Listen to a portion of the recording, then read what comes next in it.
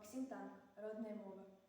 З легендаў і казак былых пакаленняў, з калосся цяжкога жытоў пшаніц, з узор'яў і сонечных цёплых праменняў, з грымучага зяня бурлівых крыніц, ад стужынага шчэбету і шуму дубровы, і з хора, і з радасці, і з усяго таго, што лягло назаўсёды в аснову святыні народа бяссмерця яго.